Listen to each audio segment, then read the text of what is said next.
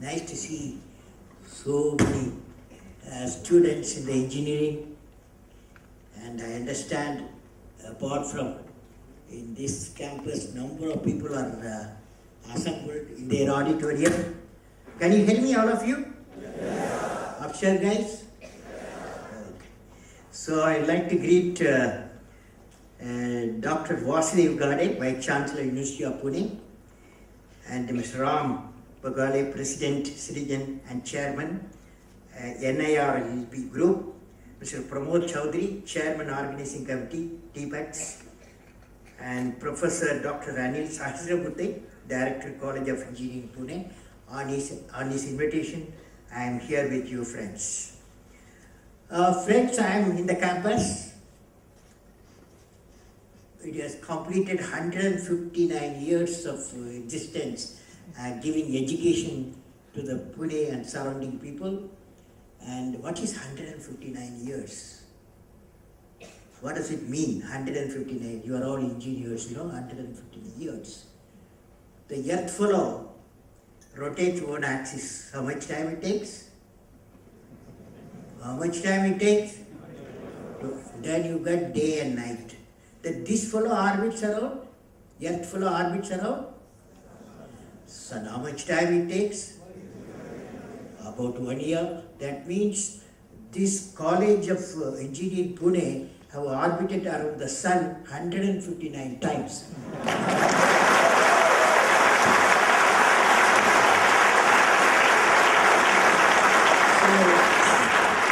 I congratulate all of you to study and such important engineering institution. And friends, will you repeat with me what I am saying? You are ready? Yes. Huh? Yes. You have taken breakfast? Yes. Be a lamp. Be a lamp. Be a lamp. Light. Be a lamp. Be a lamp. A lifeboat. And a ladder. Help. Someone's soul heal. Help. Someone's soul heal. Walk out of your house like a support, as a happy man, as a happy woman.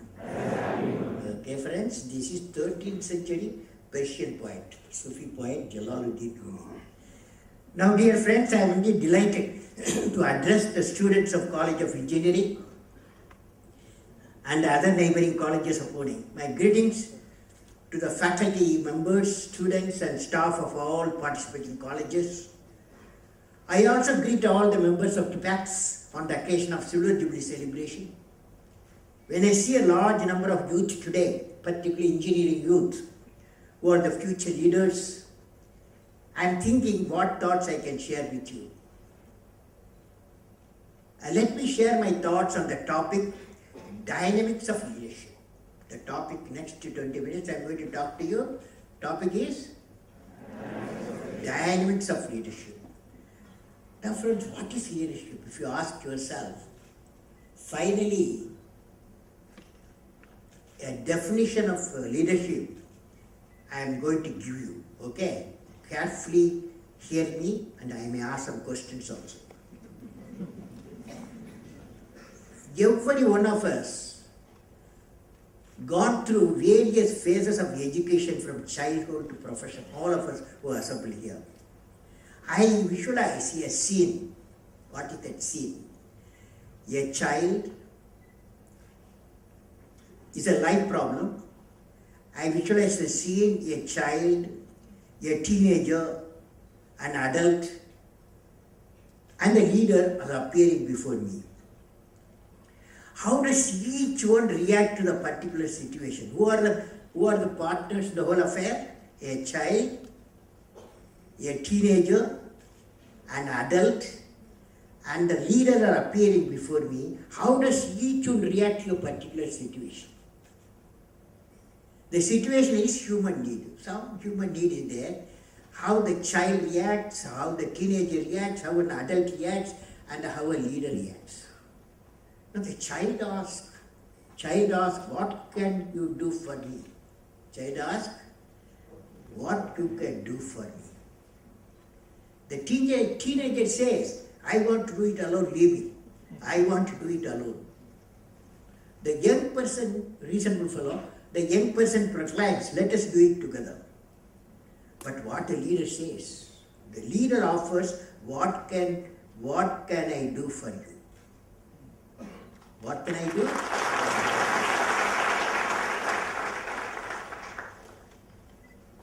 So the young who aspires to become a leader has to have a visionary leadership to transform the youth into a leader of transformation. What can you do for me to what can I do for you?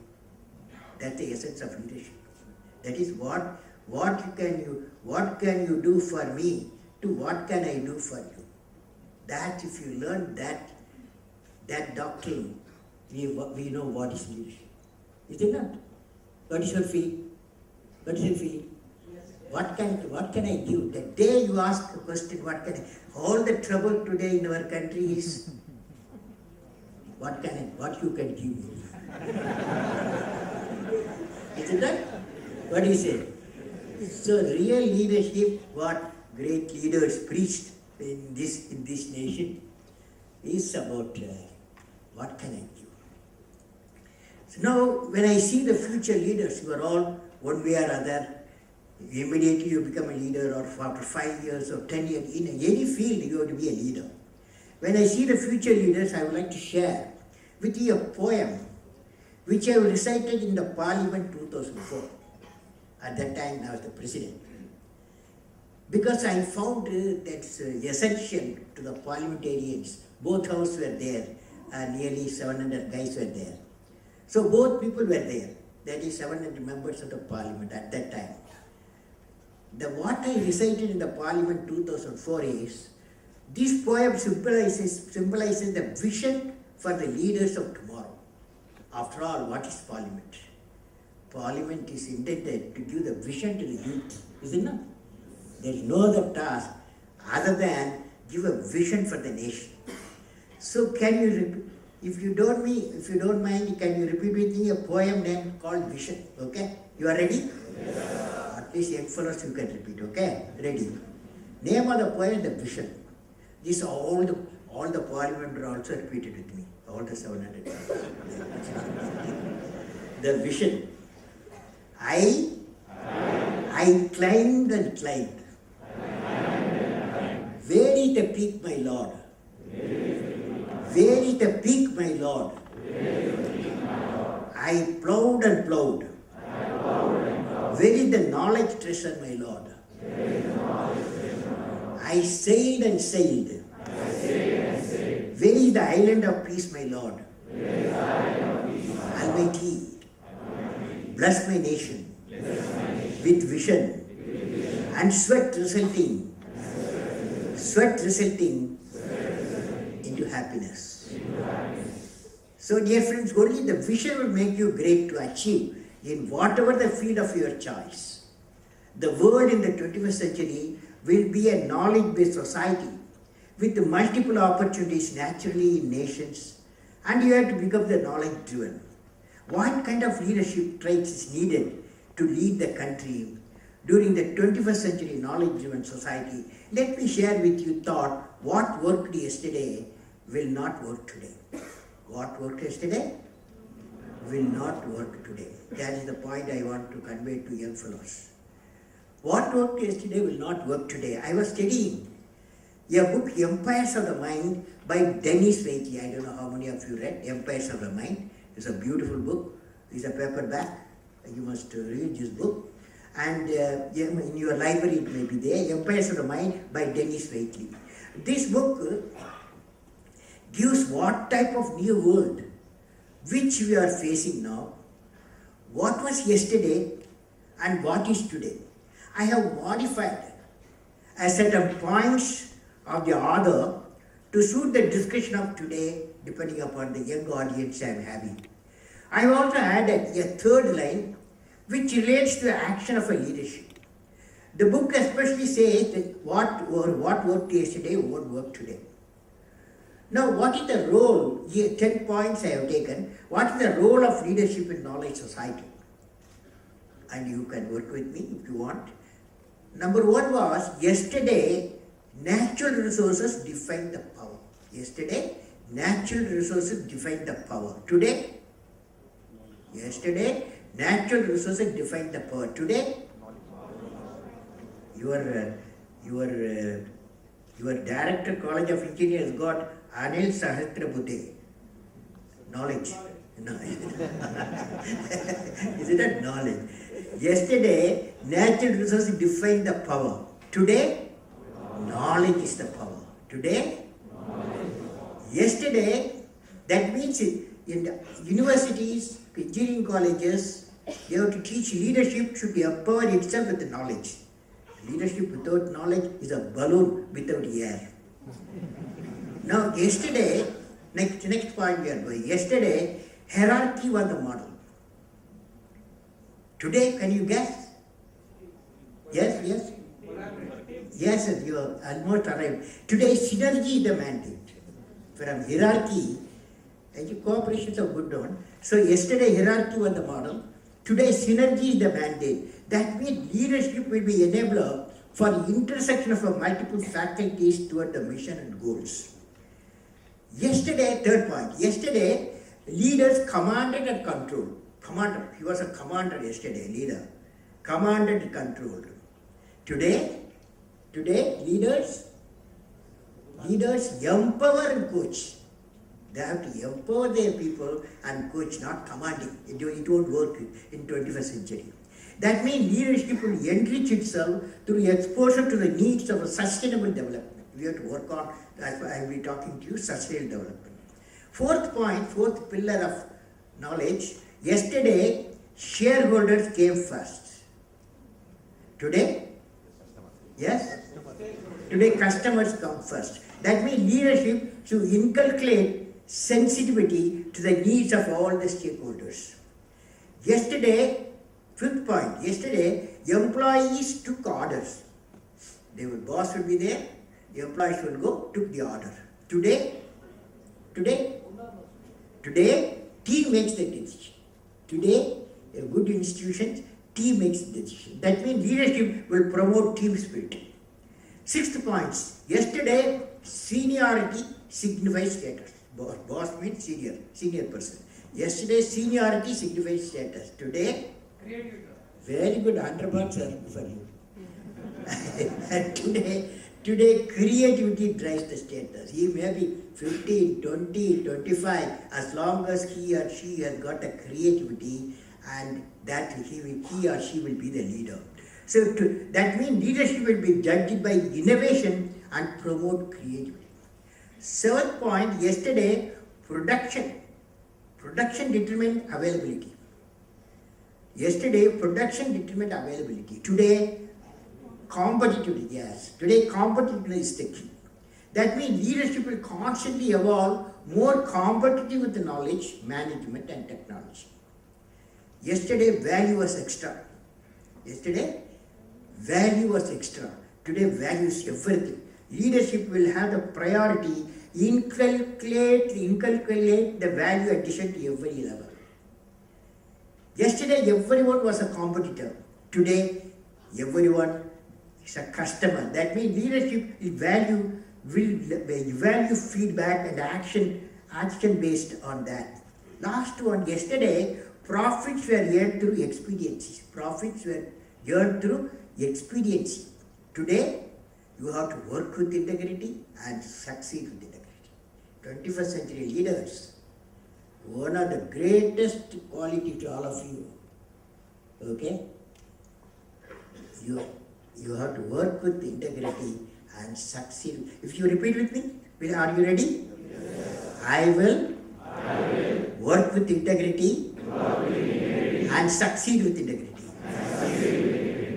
I was giving this oath to 120 IAS officers in Missouri. So I asked them to take this oath. Okay? All of them took the oath. I will work with integrity. Certain decibel level. When I said I will succeed with integrity, decibel level went low.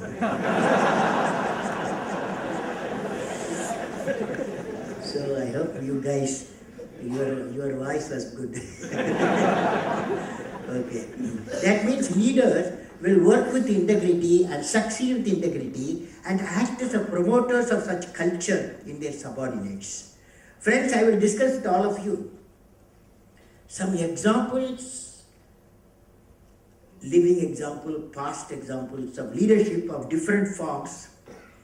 Certainly the life of these great human beings which I am going to talk to you will inspire all of you to have an aim in life, which gives motivation to acquire knowledge continuously and make it work and work hard and finally succeed with perseverance and we evolve in a knowledge society for 21st century.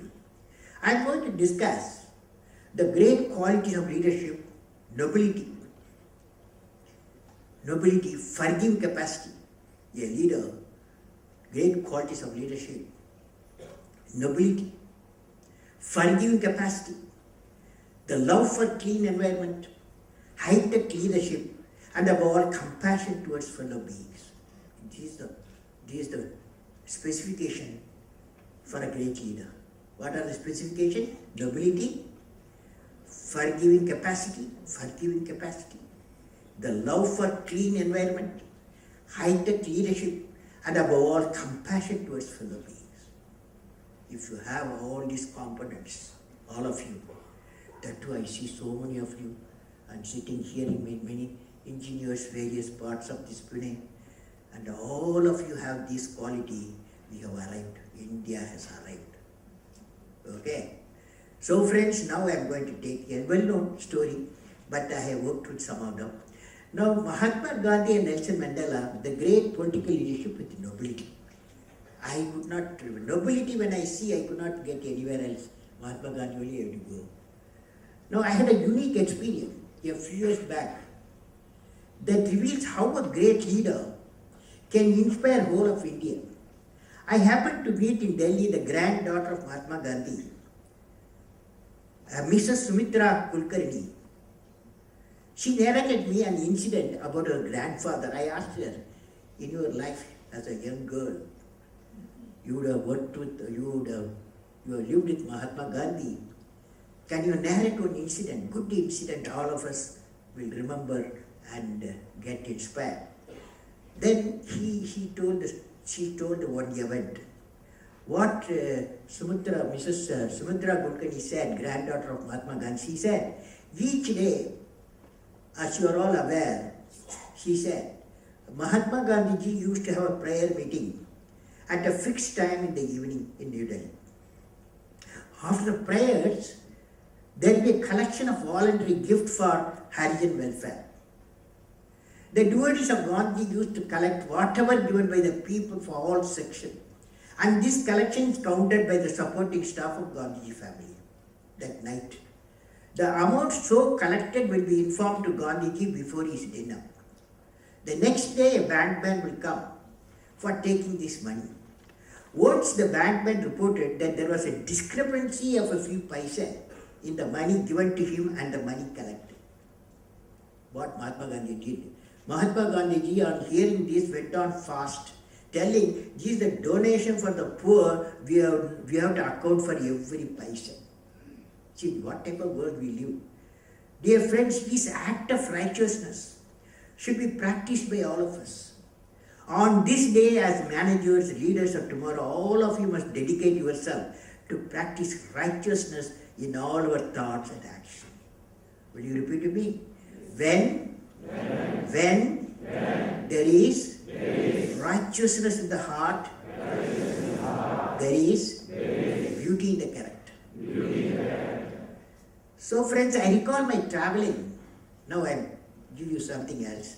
I recall my traveling on 16 September 2004 in a train powered by a steam engine in a first-class compartment of 1900s vintage organized by Durban state of South Africa. Because I was, as a president visited, they gave me a train. A steam train what Mahatma Gandhi traveled. When the train was moving from one station to another, Mahatma Gandhi's struggle against apartheid system in South Africa was going through my mind. The train halted at Pietermaritzburg. railway station, where the monster of apartheid bite Gandhiji on a cold winter night. He was evicted out of a first-class compartment because of the color of his skin. When I alighted at the Pietermaritzburg railway station, I saw a plaque, a board, a stone plaque, a railway station, which reads like this: in the vicinity of this plaque, M.K. Gandhi was evicted from a first-class compartment on the night of 7th June 1893. This incident changed the course of his life. He took up the fight against the racial oppression. His active non-violence started from that date. This is the rebirth of Ahimsa Dharma after Kalinga War in 300 BC. Gandhi later developed the Ahimsa Dharma and gave India a powerful tool to win independence. Mahatma Gandhi was influenced by Abraham Lincoln's Gettysburg speech. Teaching of Gandhi came to inspire non-violent movement, notably in the USA under the civil rights leader Martin Luther King. Now friends, it is a nobility. Now freedom fight. Next one, the forgiveness. Forgiveness gives greatness. Forgiveness, whoever forgives, and he or she is great. When I was standing at the Pietermaritzburg railway station, my thoughts were hovering on two scenes, which I experienced in South Africa. One scene was Robben Island, where Dr. Nelson Mandela has been imprisoned for 26 years in a very small cell. The other scene was the house of Dr. Nelson Mandela. Cape Town is famous for its Table Mountain, beautiful mountains. It has got three peaks called Table Peak, Devil Peak and Fake Peak. Between the peaks, it was a beautiful sight throughout the day. Sometimes dark clouds, sometimes white clouds embracing the peaks. Table Mountain is very close to the sea coast of Atlantic Ocean. I flew by helicopter to Robben Island from Cape Town in 10 minutes. When we reached the island, except sea roaring, the whole island was silent, symbolizing the thought, this is the place freedom of individual was chained. Mr. Ahmed Katira, a South African who was a prisoner, co-prisoner with Dr. Nelson Mandela, received us at the island. What surprised me was, in a tiny room, where sleeping and all human needs have been fulfilled, and it has been remembered that Dr. Nelson Mandela, who was 6 feet tall, was imprisoned in the room for 26 years, fighting against apartheid. The major part of his life was spent in the silent island. He used to be taken for quarreling in the nearby mountain for a few hours in bright sun. This is the time his sight got damaged. In spite of his body being tortured, he revealed to the world his indomitable spirit. This is the time he evolved manuscript of freedom. In a tiny letters every day, water paper available, when the jail wardens went to sleep. This small tiny lettered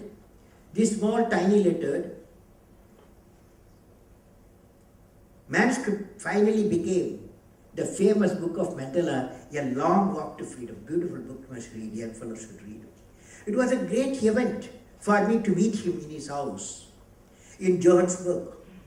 What a moving reception. The man at the age of 86 gave with all smiles a radiation of happiness. Dear friends, I would like to share with you. When I entered Dr. Nelson Mandela's house, I saw him in a three-dimensional form with cheerfulness. The mighty man who got the freedom for South Africa from the tyranny of apartheid. When I was leaving from his house, he came to the portico to give me a send-off, and while walking, he discarded his walking stick, and I became his walking stick support. While walking, I asked him, Dr. Mandela, can you please tell me about the pioneers of anti-apartheid movement in South Africa? Mandela immediately responded spontaneously. Of course, one of the great pioneers of South Africa freedom movement was M.K. Gandhi. India gave us M.K. Gandhi, we gave you back Mahatma Gandhi after 2 decades.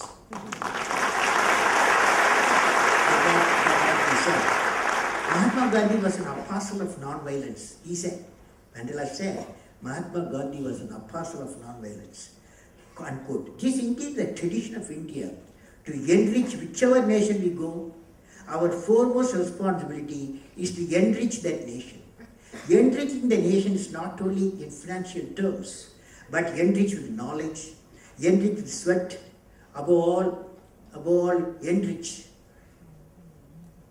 In two political leaders, above all,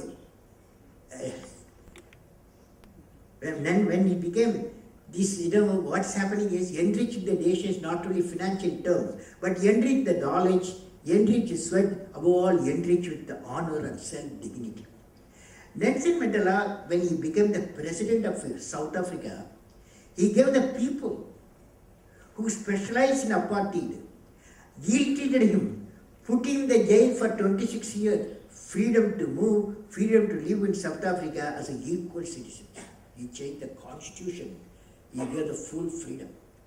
So Nelson Mandela, when he became friends, dear friends, a big lesson that we learn from this personality of Dr. Nelson Mandela is beautifully captured in one of the Tirukkural, written 2,200 years back by the poet Thiruvalluvar. He says, it is in Tamil, Inna Saidare Urtal Avarnana Nannayim Seidudal, which means, for those who do ill to you, the best punishment is to return the good to them. Now you have seen two political leaders, Mahatma Gandhi and Dr. Nelson Mandela, indeed transformed India and South Africa, two independent democratic nations of more than 1/6 of the world population. This leadership have paved the way for many nations towards freedom movement. Now I am going to talk to you very pressing problem. See, now I would like to talk about Professor Wangari Maathai. I don't know how many of you know Wangari Maathai. Wangari Maathai, who has a passion for environment and biodiversity and is contributing to the sustainable development and growth of planet here.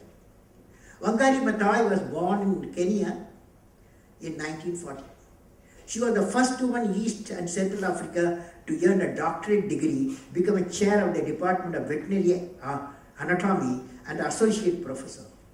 Wangari Maathai was active in National Council of Women Kenya and was its chairman 81 to 87. I met her in India, where she introduced the idea of planting trees with people and continued to develop into the broad-based grassroots organization whose main focus is the planting trees with women groups in order to conserve the environment, improve the quality of life. The Green Belt movement which he started, Green Belt movement, was thus born, where women would be given 1 shilling for each exotic tree they distributed and 2 shillings for indigenous fruit trees. Professor Maathai has evolved innovatively a movement with 600 community workers across Kenya and branched about 20 countries of Africa, resulting in the plantation of 31 million trees. She and Green Belt movement have received numerous awards, including from India, most notably the 2004 Nobel Peace Prize.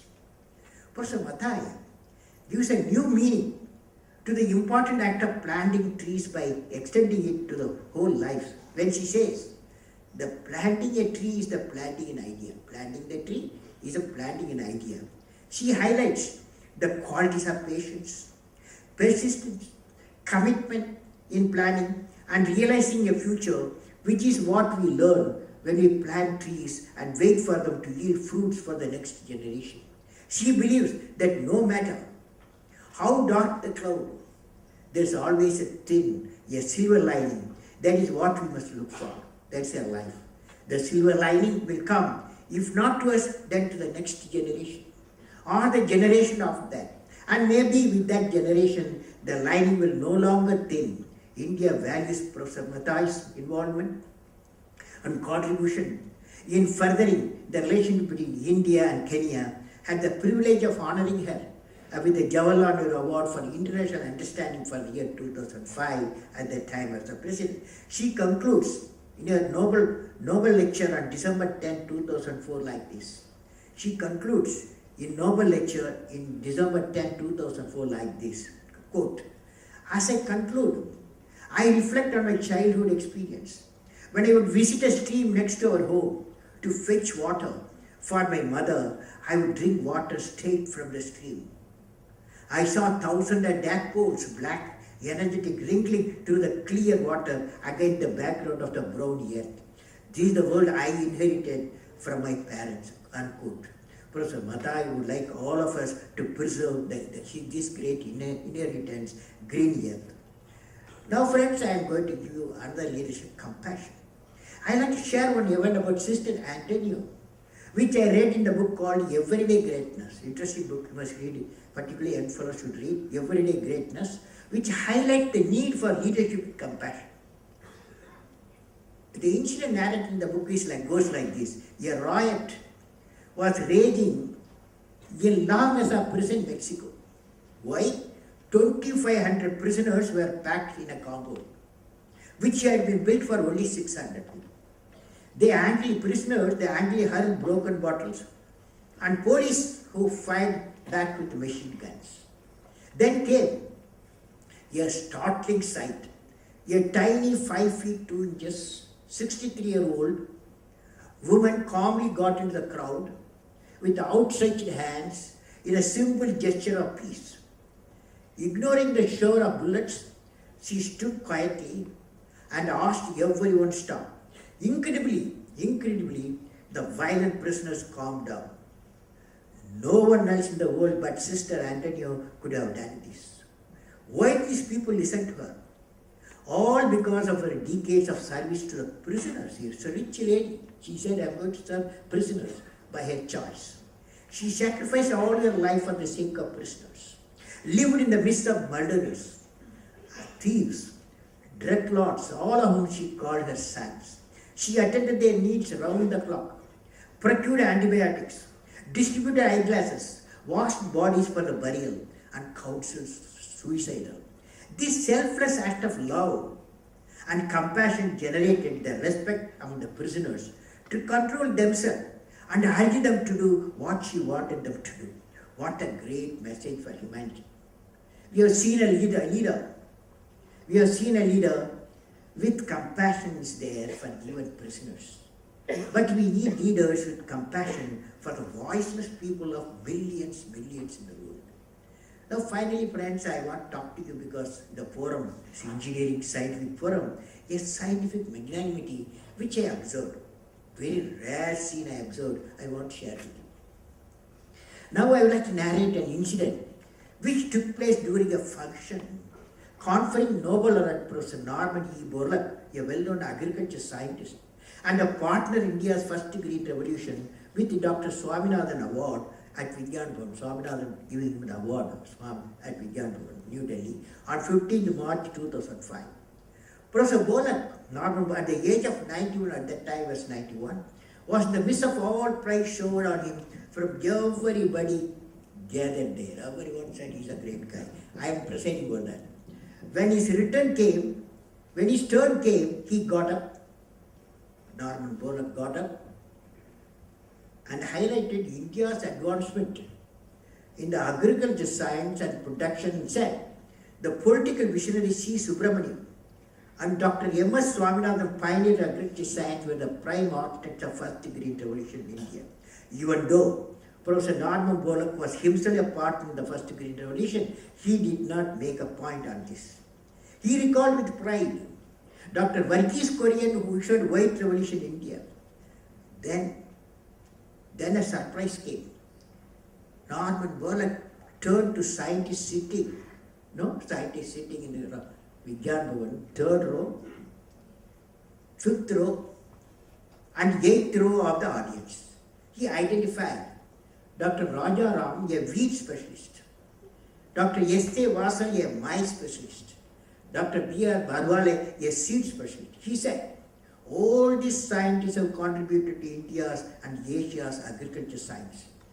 Dr. Borlaug introduced them to the audience by asking them to stand and ensured the audience cheered and greeted the scientists with great enthusiasm. This action of Dr. Norman Borlaug, I call it as a scientific magnanimity. I have not witnessed in my country. Friends, if we aspire to achieve great things in life, we need scientific magnanimity to focus the young achievers. It is my experience that great minds and great hearts go together. Great minds and great heart go together. And this scientific magnanimity will motivate the scientific community and nurture the team spirit. And I have also narrated how Nanaji Deshmukh at Madhya Pradesh and through Pura, his Chitrakoot Pura, he brought a big change. I have narrated the whole story in my talk. See, Nanaji Deshmukh now, he was at that time 93 years. He transformed 150 villages, then 550 village, conflict-free village and self-supporting. The message we drive out of Nanaji is that nurturing nobility of the leadership and preservation and the perseverance in the mission, achieving socio-economic development in the rural sector through continuous innovation, technology and management. Now friends, finally I want to talk to you, technology for transforming the society. Delhi Metro, yesterday I heard a news, one day 28 lakhs of passengers traveled Delhi Metro. Today Delhi Metro Rail project has given to the nation the potential of executing a fast transportation system using high technology with reliability through a time-bound mission mode operation.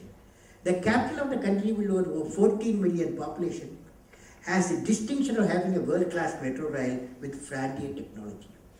One single person who is responsible for this great work, he is well known as Sridharan, and the Delhi Metro Rail Corporation brought up by him, and the government set up, and he has succeeded in delivering the goods in the right time, right amount, without any problems. No? What I mean, no problems, you know. And he did everything clean way. So it has become a very important milestone. Delhi Metro Corporation brought in a very advanced signaling telecommunication system. There are many good things happen, but the personality I want to make, you can become a great personality, whomever you are. That's the message Sridharan's life has clearly indicated. So friends, with these important messages, I would like to Sridharan, the managing director of Delhi Metro, has ensured that all the scheduled sections were completed in time with skills, the same Indian people, with same Indian management, he has succeeded.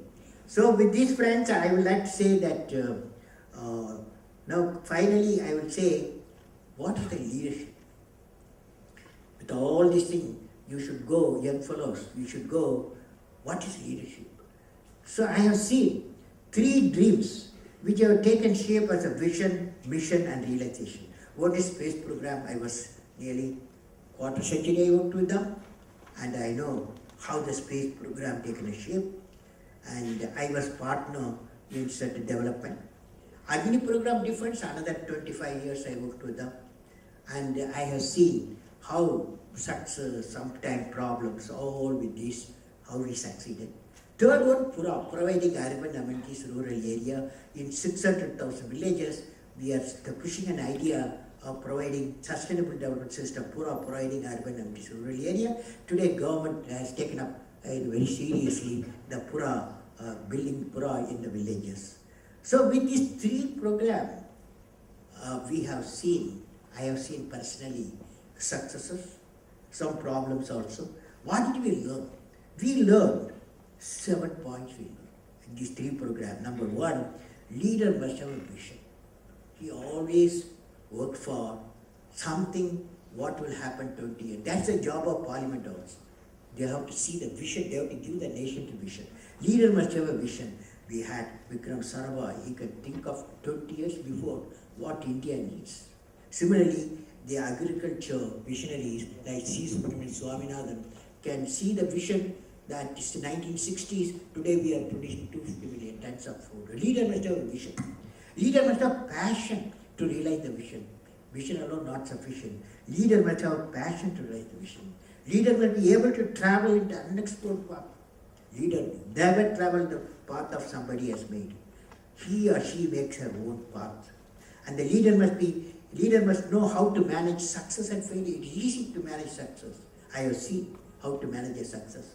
But if failure comes, your skill of leadership at that time is needed. So leader must know how to manage a success and failure. Leader must have a courage to take decision. Once you become a leader, you have to take decision. Sometimes something went go wrong. If it goes wrong, if you wait for it, time will go. Leaders should have nobility in management. In spite of all these things, nobility in management. I hope to such a personality. Leaders should be transparent in every action. Finally, leader must work with integrity and succeed with integrity. For success in all our mission, you have to become a creative leader. Creative leadership means exercising the vision to change the traditional role from the commander to the coach, manager to mentor, from director to delegator, and from one who demands respect to one who facilitates self-respect. For a prosperous and economically developed India, the important thrust will be on the generation of a number of creative leaders from our education institution. What is the life of these great human beings revealed to all of us, friends? If you think over, evolve a thought process, then you will find the answer. Friends, with your hard work, sweat and strong determination, you have come here and have the great ambition to become a leader in the area that you have chosen. Friends, if you think there are many innovative and out-of-box solutions appear in your mind, if you crystallize your thought, you will find a beautiful answer. Your purpose of life will blossom into a single thought. And so, friends, if you take up any mission with motto, work with integrity, succeed with integrity, God will bless you. And you will succeed, even though you may have to face certain challenges in your career. In conclusion, I want to say, remember what I am going to say. Friends, in history has proven that those who dare to imagine the impossible are the ones who break all human limitations. Every field of human endeavor, whether science, medicine, sports, arts, or technology, the names of the people who imagined the impossible are engraved in our history. By breaking the limits of the imagination, they change the world. Would you like to change the world? How many of you would like to change the world? With this background, I would like to ask you what you like to be remembered for. You have to evolve yourself and shape your life. You should write it on a page. The page may be a very important page in the book of human history. And you will be remembered for creating the page, one page in the history of the nation. Whether the page is the page of invention, the page of innovation, or the page of discovery, or the page of creating a societal change, or page of removing the poverty, or a page of fighting injustice, or planning and executing the great national mission to lead India into economically developed nation before 2020. I wish all of you success in your mission of becoming the future leaders of tomorrow. My greetings to all of you. May God bless you, friends.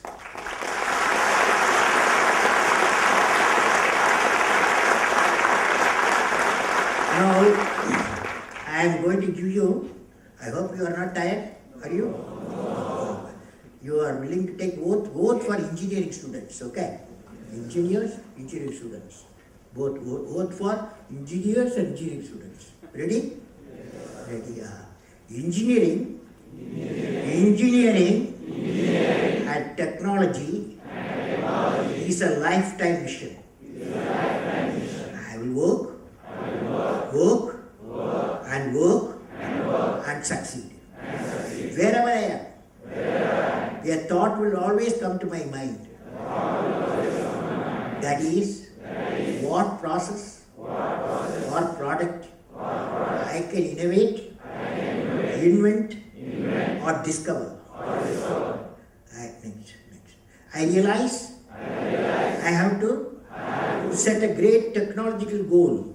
I realize I have to set a great technological goal that will lead me to think high, work, and pursue to realize the goal. My greatest friends will be great scientific minds, technological minds, and great teachers, and great books. I firmly believe that no problem can defeat me. I will become captain of the problem, defeat the problem, and succeed. I will work for removing problems faced by planet Earth in the areas of water, energy, habitat, waste management, and environment through application of engineering and technology. I will work for making my district in which I work as a carbon neutral district. As a carbon neutral district. My national flag flies in my heart, and I will bring glory to my nation. Thank you, friends.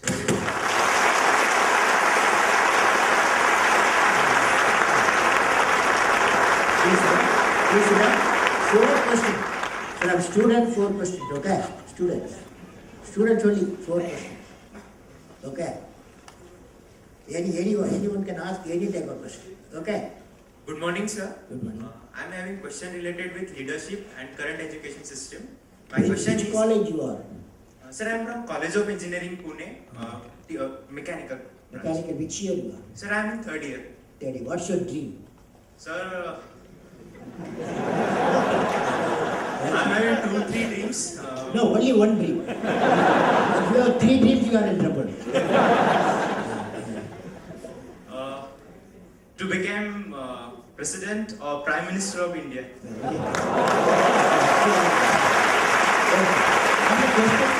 So my question is, what improvements do you suggest in current education system so that we can expect good young leaders in the future? See, I personally believe, we have the education, there are three types of education we do. One is primary, secondary, higher education. I don't have much comment to give you the secondary and higher education. But definitely I've got a common primary education. Primary education, we need thorough overall. Up to our children, up to 12, they must have a creative education. They should have a creative classroom. They have to have a creative syllabus. They have to have a creative teachers. Okay? So a lot of reform needs the primary education. Okay? Good question. Okay, next one.